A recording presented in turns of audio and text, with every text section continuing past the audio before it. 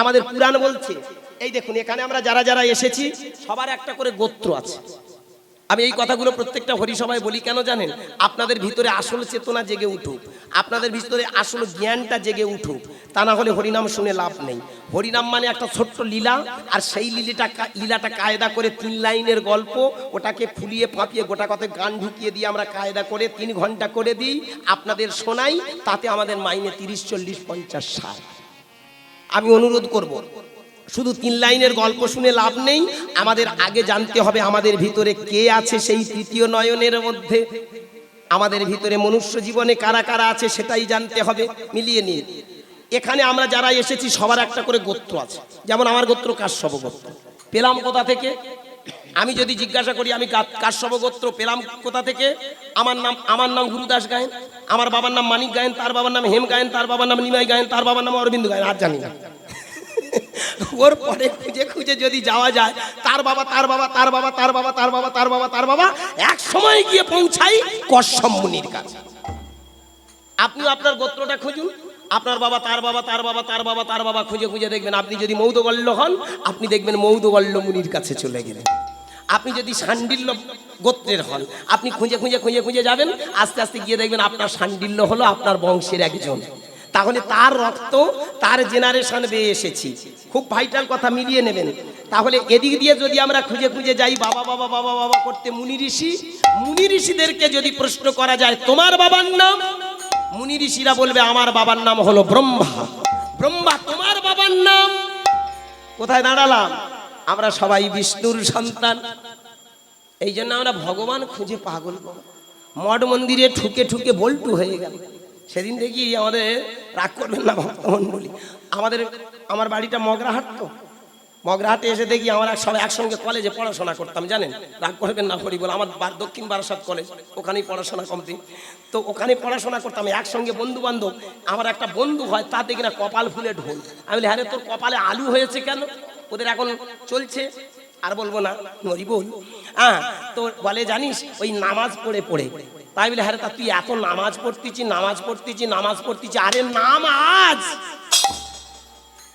আগে নাম আজ, সেন্টার থেকে নাম আজ, নেমে দেখ তুই কে। আজকে ভালো করে ভেবে দেখুন, আমরা এই যে নাম বলি, আরে নাম বলো, আগে নামো। কোথা থেকে নামবে? তুমি যে একটা সেন্টারে ছিলে, ওখান থেকে আস্তে আস্তে আস্তে আস্তে এসেছে এখানে। তাই আগে নেমে নেমে দেখো, তারপরে বলো। ভগবান খুঁজছি, আমরা কোনোদিন ভেবে দেখিনি আমরা কারা।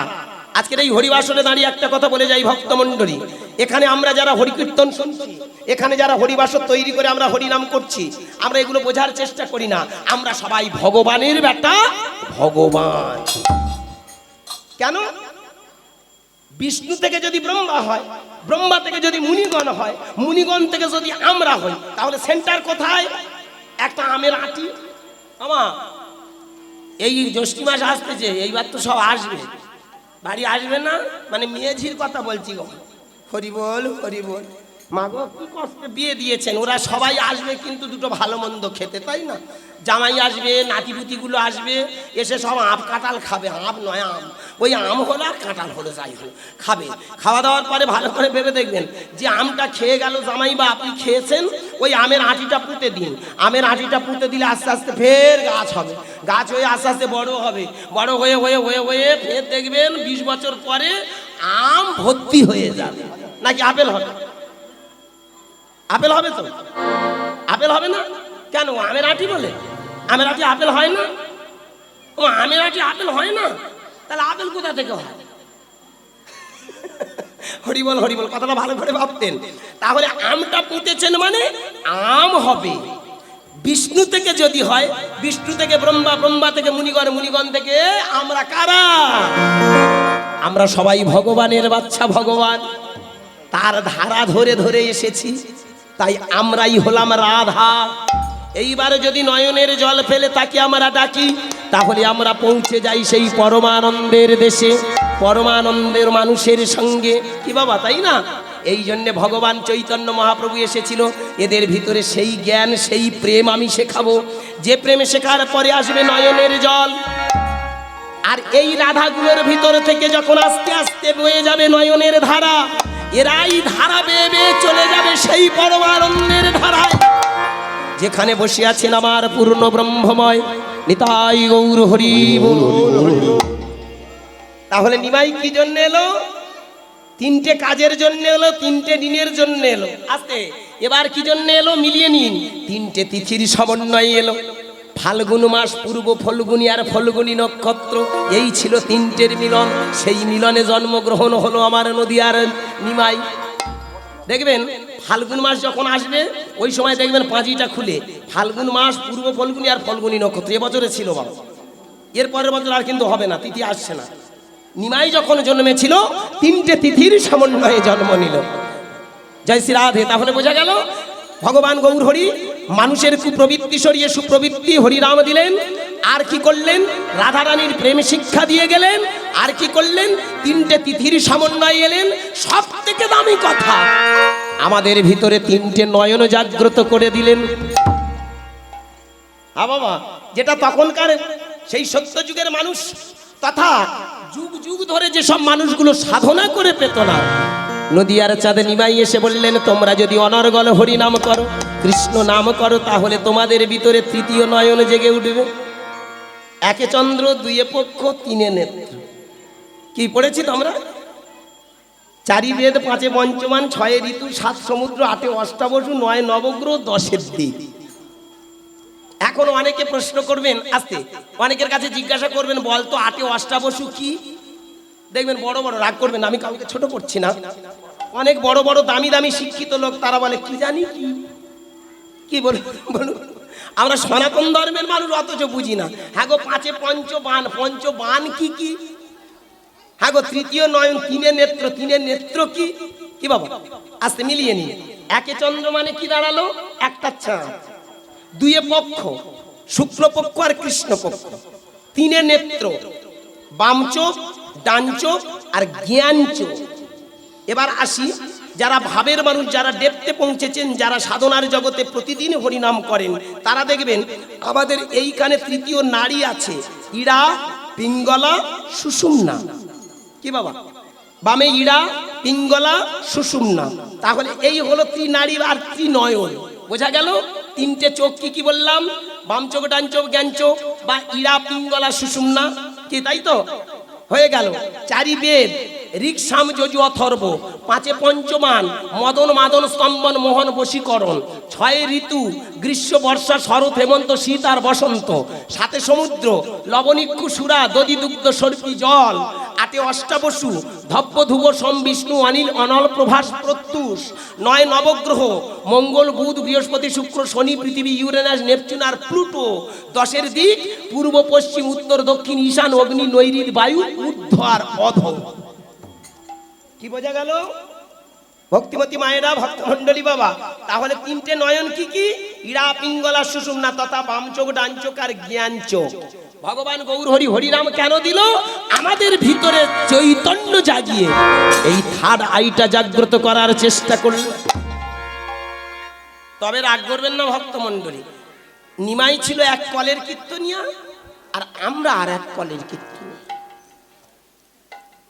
নিমাই যেটা করে গেছে তা কায়দা করে সেই কটা ঢাকা দিয়ে আঙ্গার মতো চিন্তা ভাবনা নিয়ে আমরা করে যাচ্ছি। বলুন, নিমাই যে হরিনামটা করেছিল, আজকের আপনারা হরিবাসনে আমাকে দাঁড় করিয়েছেন, এটা তো নিমাইয়ের স্থান। কি ভাব?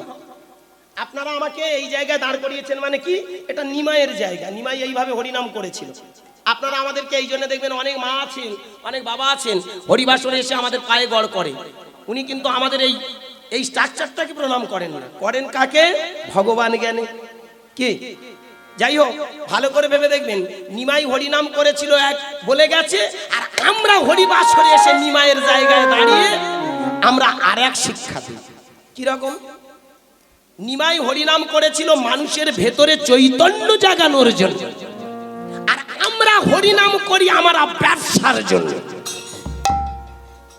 নিমাই হরিনাম করে মানুষের তিনটে চোখ জাগাতে চেয়েছিল, আমরা চাই মানুষকে কি করে অন্ধ করা, যার নাম ধর্মান্ধ। ভালো করে মন দিয়ে ভাববেন আমি কথাগুলো কেন বলছি। যে কারণে আজকের ঘরে ঘরে হরিনাম ফল কেন ফলছে না? দেশলাইয়ের দোষে একটাও কাঠি জ্বলছে না। চারিদিকে এত হরিনাম হচ্ছে, এত কৃষ্ণ নাম হচ্ছে, এত ভাগবত পাঠ, এত রামায়ণ মহাভারত পাঠ, এত মন্দির, এত গির্জা, এত মঠ, এত আশ্রম, এত মালা চৈতন। একজনা কেউ বলুন তো আমি ভগবানের কৃপা পেয়েছি, ভগবান পেয়েছি?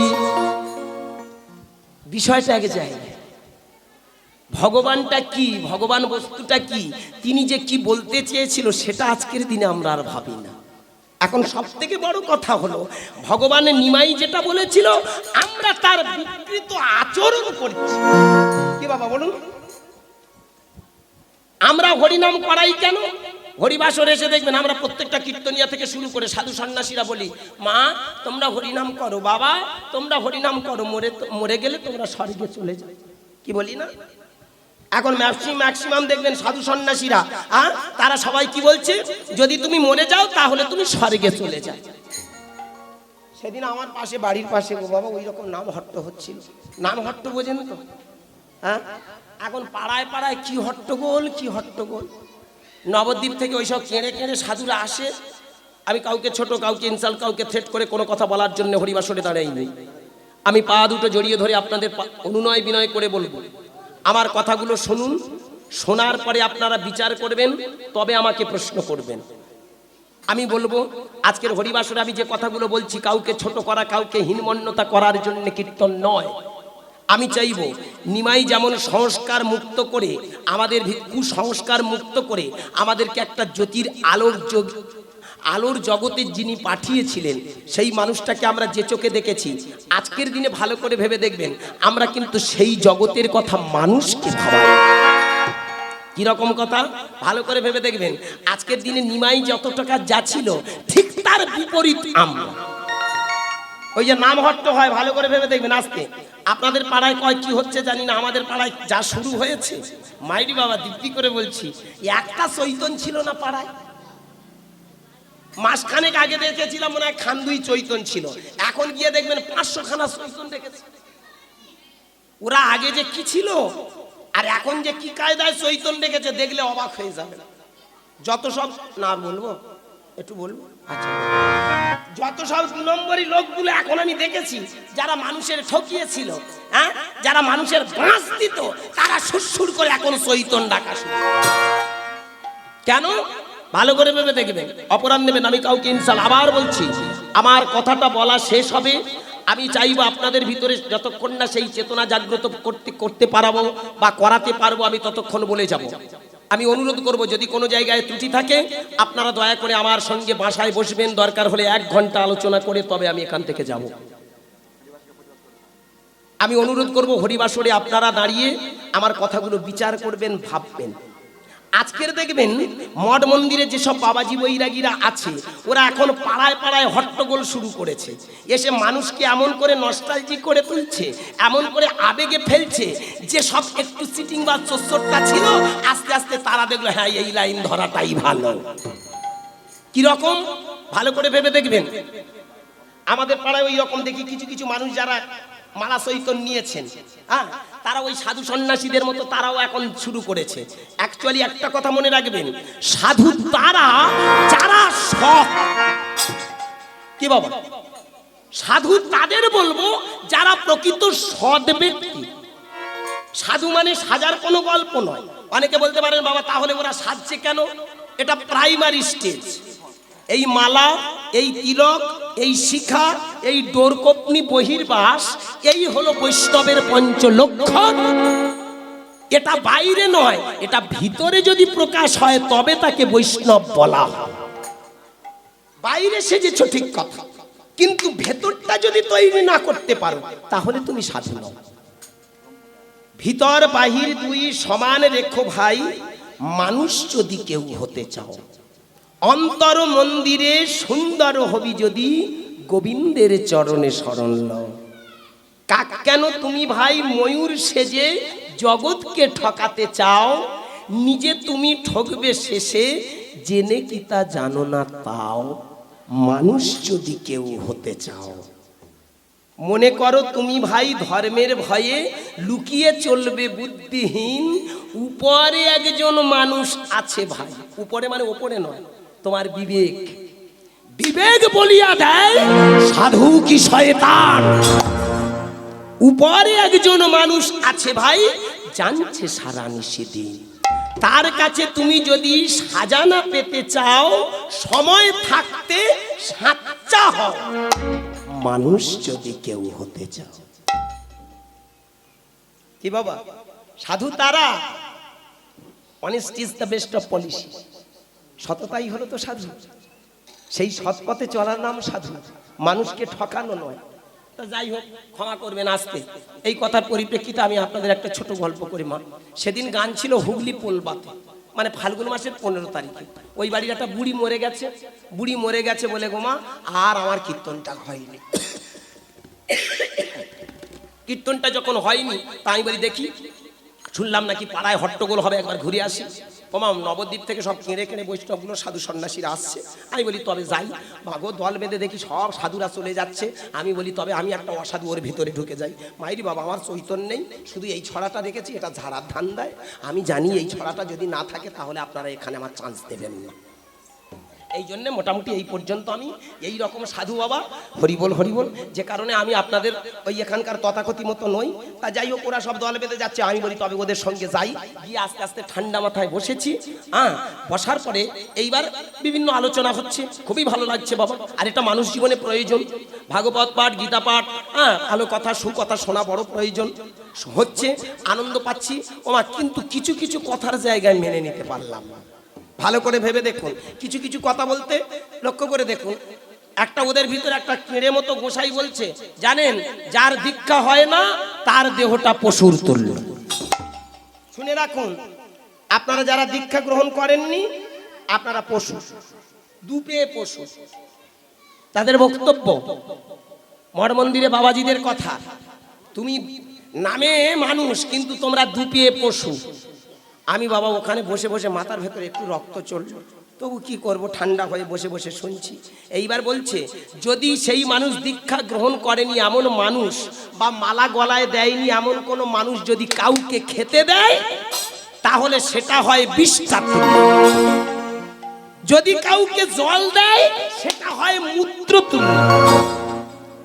শুনে রাখুন আমায়েরা, হ্যাঁ গো মা, মালা গলায় দেবে মা, এই এখনো পর্যন্ত কি কোথায় হার ফার দিচ্ছেন, আর দেবেন না। গোসাই কি বলে গেছে মাথা রাখবেন, হার যদি গলায় থাকে হেরে যাবেন, কিন্তু এই তুলসীর মালা যদি থাকে কি হয়, দেহ পবিত্র হয়, শুদ্ধ হয়, ভালো কথা। কি বাবা, এটা প্রয়োজন আছে, মালা অবশ্যই প্রয়োজন। মালাটা এমন একটা বস্তু যেটা আমাদের অনেক বেশি কাজ করে। পৃথিবীর যত যত গাছ আছে শ্রেষ্ঠ গাছ হলো তুলসী গাছ, যার ভিতরে 108 রকম রোগ নিবারণ করার ক্ষমতা আছে, যেটা ধারণ করলে আমাদের ভিতরে এই যে আমাদের যে মস্তিষ্কের ভিতরে আস্তে আস্তে কুপ্রবৃত্তিগুলো সরে গিয়ে সুপ্রবৃত্তিগুলো জাগিয়ে তোলে, অর্থাৎ আমাদেরকে সুমস্তিষ্কের দিকে নিয়ে যায়। ভালো করে মন দিয়ে শুনবেন, মালাটা যদি গলায় দেওয়া যায়, প্রথম কথা হলো ও যেদিন গলায় বসবে সেদিন থেকে ও বলবে, ঠান্ডা মাথায় কথা বলবে, মিথ্যে কথা বলবে না। তাহলে এ কি দিচ্ছে, অ্যালার্মের কাজ করছে, সিদ্ধান্ত দিচ্ছে খবরদার ভুলভাল পথে আর যেও না। এটা বড় প্রয়োজন। কিন্তু ভালো করে ভেবে দেখবেন, এই নয় যে মালাটা নিল না বলে তার দেহটা হয়ে আছে পশু। কি দীক্ষা নেয়নি মানে তার দেহ পশু। আমায় এক কথা বলে দিই, আজ থেকে আর স্বামীকে খেতে দেবে না। হ্যাঁ গো মা, তুমি আর স্বামীকে খেতে দিও না, যদি তুমি খেতে দাও তাহলে ওটা পায়খানা। ছেলে পুলে আর কারুর খেতে দেবে না, কারণ সাধু বলে গেল তো, যদি মালা গলায় না নাও তাহলে তোমার দেহ পশু হয়ে থাকবে, আর কারুর যেটা খেতে দেবে সেটা হবে বিষটা, মানে পায়খানা। সে স্বামীকে যদি দাও তাহলে সেটাও পায়খানা, আর যদি ছেলে পুলেদের দেন সেটা হয় মূত্র তুল্য। ভালো করে ভেবে দেখবেন, নিজের কেন পচ্ছা পায়খানা আপনারা খাওয়াবেন? তার থেকে হয় মালা নিন, না হয় আপনারা সিদ্ধান্ত নিন। আমার একটা প্রশ্ন, পৃথিবীতে হরিনাম করে না, পৃথিবীতে মন্ত্র জানে না এমন একটা মানুষ আমাকে একটু দেখাবেন? খুব ভাইটাল কথা আজকে, মন দিয়ে ভাববেন। এখানে যেসব বাবা বসে আছেন খুব জ্ঞানীগুণী বাবা মা, আজকে চোখ মুখ দেখে আমি বুঝে ফেলেছি। এই যে প্রথমবার থেকে 80% মানুষ কিন্তু সবাই তত্ত্ব বলছিলেন, আজকের তত্ত্বাকারে আমি আপনাদেরকে একটা সিদ্ধান্ত দিতে চাই। মন্ত্র জানেন না এমন কোন মানুষ আছে কি? মন্ত্রটা কি? পৃথিবীর আদি মন্ত্রটা কি বলুন? কি বাবা, পৃথিবীর আদি মন্ত্র কি? হ্যাঁ বলুন। হরে কৃষ্ণ। হ্যাঁ ঠিক আছে, হরে কৃষ্ণ বললেন। পৃথিবীর ওর মধ্যে একটা নিগুড় তত্ত্ব আছে। পৃথিবীর আদি তত্ত্ব হলো, আদি মন্ত্র হলো ওম। এই যে আপনি বললেন, হ্যাঁ ঠিক বলেছেন, কৃষ্ণ, হরে কৃষ্ণ, হরে কৃষ্ণ ওম। পৃথিবীর আদি মন্ত্র হলো ওম। জয় শ্রীরাম। হ্যাঁ বলুন। হ্যাঁ বসুন, আমি সেই লাস্টে বলে যাবো, গ্যারান্টি দিচ্ছি। এখন আপনি সবে পাতায় বসেছেন, যদি বলেন আমার বাবা মিষ্টি দিতে হবে, আমি মিষ্টি কোথায় পাবো? সবে আমি তেতো নিয়ে ঘুরছি। হ্যাঁ বলুন, আস্তে আস্তে বলুন। দাঁড়ান, হ্যাঁ আচ্ছা দাঁড়ান দাঁড়ান, উনি একটু বলুক, আমি বলে নিচ্ছি। 1 মিনিট বলুন। হ্যাঁ আচ্ছা, ওনার বলা শেষ। জয় শ্রীরাম। ঠিক আছে, সবাই সমান নয়, তবে এই দেখুন, সবে আমি পাতে তেতো পড়া শুরু হয়েছে। ভালো করে ভাবুন, যত দিন যাচ্ছে মানুষ আস্তে আস্তে, যারা সাধু ছিল, যারা ধর্মের পথে আমাদেরকে টেনে হিচড়ে নিয়ে যাবে বলে এগিয়েছিল, তাদের ব্যবহারগুলো আজ আমাদের কাছে একটা ঘৃণার জায়গা হয়েছে। কি বলুন? ওই মানুষটা সারা রাত কুলগাছিয়ার কাছে বসে রইল, কোনো ধাবা, কোনো হোটেল, কোনো রেস্টুরেন্ট, কারুর বাড়িতে চান্স পাই না।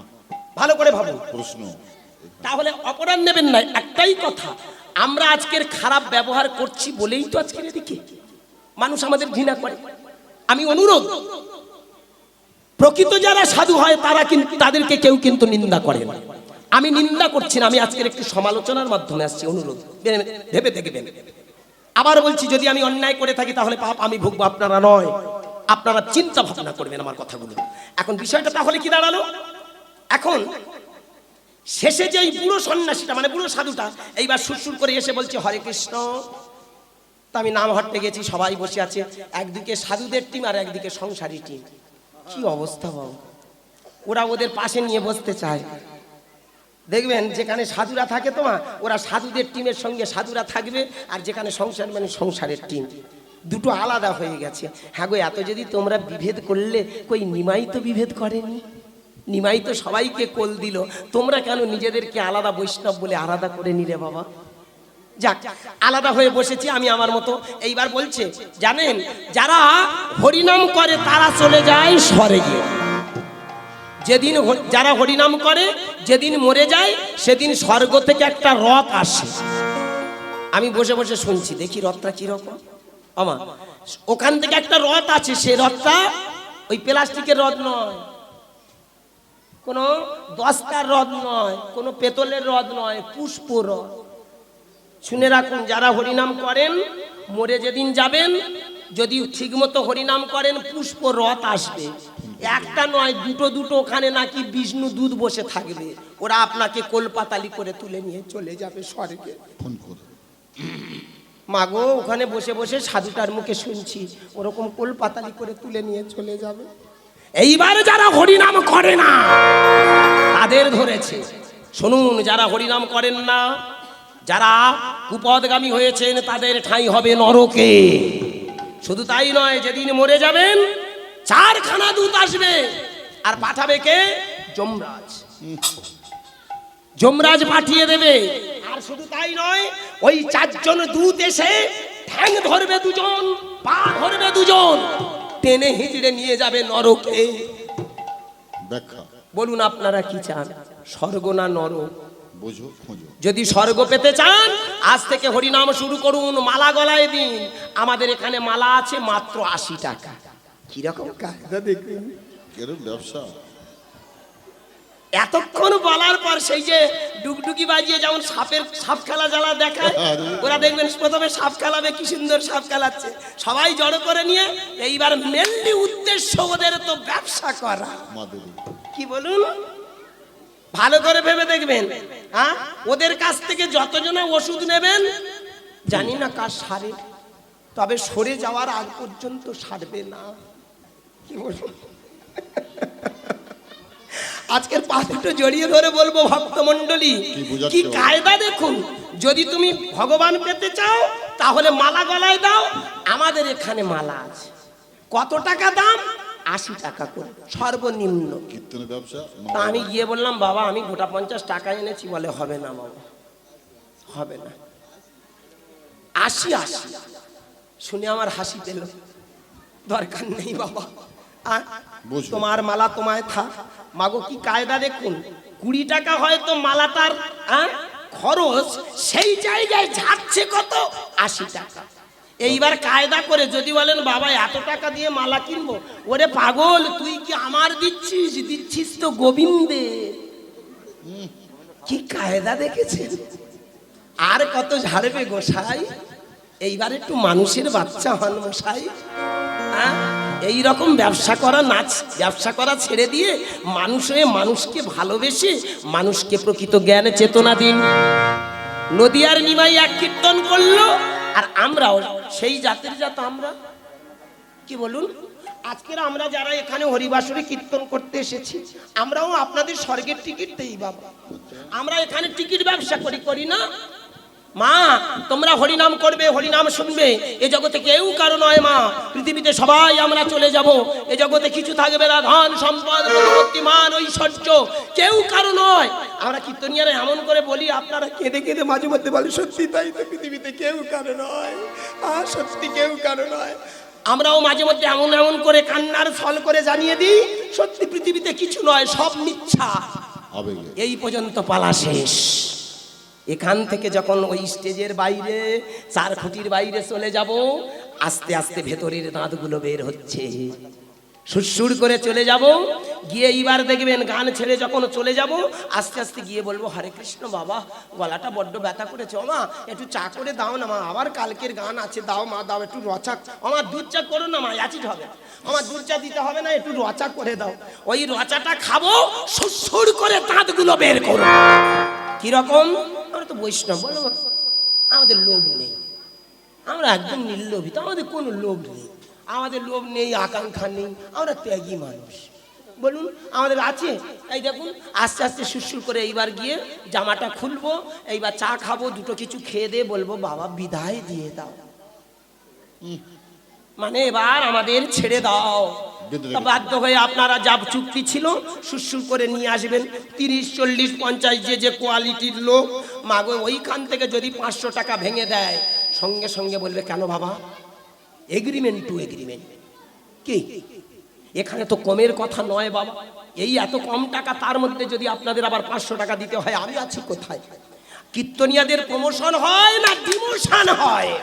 এই হলো শালা কীর্তনিয়াদের চরিত্র। 30, 40, 50, 60 হাজার টাকার দামের কীর্তনিয়া। আমি পা দুটো জড়িয়ে ধরে বলবো ভক্তমণ্ডলী, নদিয়ার নিমাই কীর্তন গেয়ে গেল বিনি পয়সায়। আজকের আমাদের ছেলেপুলে বাল বাচ্চা আছে, সঙ্গে আমাদের এখন সংসারী মানুষ, আসতে ছোট ক্যালকুলেশন করে দিয়ে যায়। এই কটা লোক মোটামুটি আমি সঙ্গে নিয়ে এসেছি, একটু কিবোর্ড বাজাচ্ছে, একটু সব বাজাচ্ছে, ওদের তো একটা মাইনা আছে। মন দিয়ে শুনবেন, কীর্তন পরে শুনবেন। আমি আপনাদেরকে একটা সেন্টারে একটা সিদ্ধান্ত, একটা থট দেখিয়ে দিয়ে চলে যাবো আস্তে। এই যে এরা যারা আছে, এরা আমার আজ থেকে আজকেকার দিনে মানুষ নয় বাবা। আমার ওই গোসাই থেকে শুরু করে এই যে কটা মানুষ আছে, আমরা 31 বছর একসঙ্গে আছি। এতদিনে একটা টিমে থাকে, এরকম কীর্তনিয়ার সঙ্গে সঙ্গ করা খুব কম। বলুক যত যত কীর্তনিয়ারা আছে, এবছরে এর রাখবে, হারানের রাখবে, পরের বছর হারানের জায়গায় পড়ান। কেন জানেন? ও যখনই বলবে যে দাদা 50 টাকা বাড়াও, বলবে হ্যাঁ রে তোর 50 টাকা কেন বাড়াবো রে, তোর মতো লোক কত ওয়েটিং আছে, আমি সেই পরাণের নিয়ে আসবো, সে তোর থেকে আরো ভালো বাজায়। ব্যাস মাল হটালাম, সেই কানে ঢোকালাম।